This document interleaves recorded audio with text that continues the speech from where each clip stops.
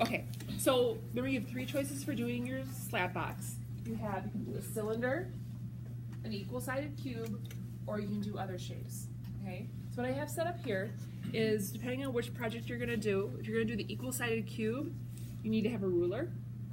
If you're gonna do a cylinder, you need to decide what shape you want your circle to be. So you can either have something like the lid to the slip bucket, or you have some cups you can use as the base. So you want to figure out what size you want the bottom part to be. If you're gonna do a different shape, then what I want you to do is to draw out your shape on a piece of paper, and then you're gonna cut it out. So this one, I would have just cut this one out, but I want to have it on the drawing.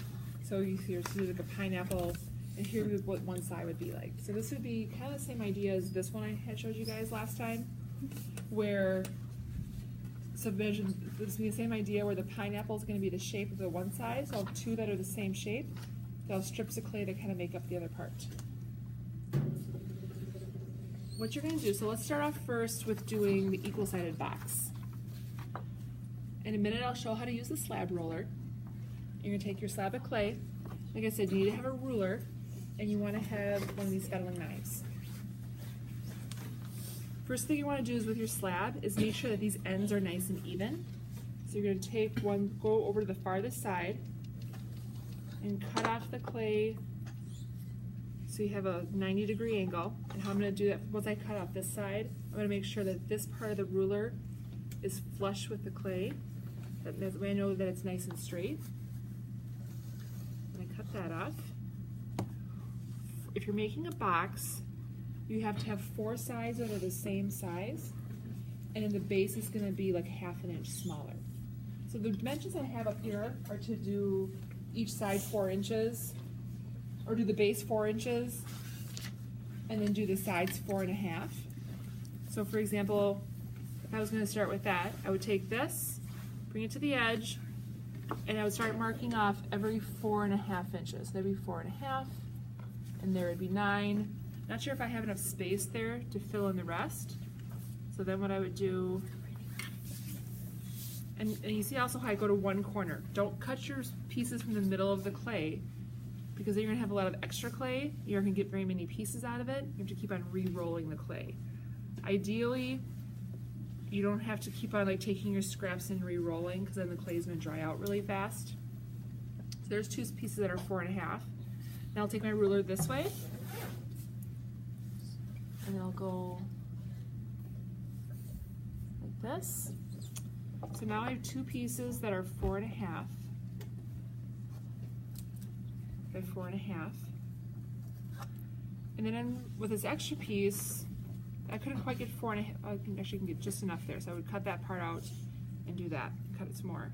Now I'm gonna take these two, once you have your pieces cut out, then you'd want to let them sit out and dry a little bit. This clay's been sitting out for about an hour, so it's not like plastic is when it's really soft, and leather hard is when it's so firm it doesn't move at all. This is kind of an in-between. A lot of you guys noticed as you touched it, you said, oh, it's really cold, because clay gets colder as it dries out. So that times you can kind of tell. And then once it gets drier, then it kind of warms back up again. So my extra scraps, I would take, if I needed then to roll out some more slabs, I would take the scraps and I would re-roll the slab roller. I'll show you guys how to use that in a few minutes. Here's the one that I put together with the class on Wednesday, because half of them were here. If your clay is too soft, it's gonna start flopping around while you're working, and it's gonna be really hard to manage. So this part's already done. So the reason why the base is ½ an inch smaller is because you want your sides to overlap. So if you see on here how these two ends are coming out farther from the base.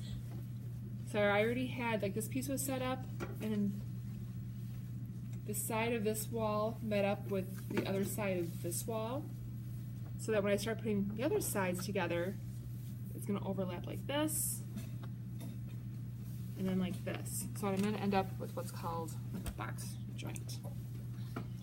So they're gonna, each one's gonna intersect one end to a side. As you're ready to start attaching your pieces, so this one's gonna attach like that, so kind of get it set up ahead of time. You want to make sure in your bucket that you have one of these fettling knives. Some of them have a fork in them, or they may have some other tools you can use for scoring the clay. Up to you, whichever one you want to use. But on this one, when you score in the clay, make sure you rough it up really well. I like to hold on to the knife kind of farther down. If you kind of hold it like this, you're not going to get very deep cuts, and it's not going to, you really want to rough up the clay, because think of clay like Velcro. It needs to have a lot of texture so that it locks in with each other. Especially as the clay is drying out like this, if you don't get it attached really well, it's going to shrink as it dries, and then when it's not attached well, it shrinks away from each other and the pieces fall apart. A lot of people think, oh well, it's the clay is sticking together because the clay is wet, but then the minute it dries, it falls apart because they didn't attach it well enough. So you really need to make sure that you score and slip really well and smooth the clay onto it so that as the clay shrinks as it dries, that it all stays together. So get that all scored. Like I said, this clay is kind of starting to dry out a little bit, so it's going a little bit over. So I have those. I'm going to take the slip. I just take a whole bunch like this, lay it along. You could even take your slip like this,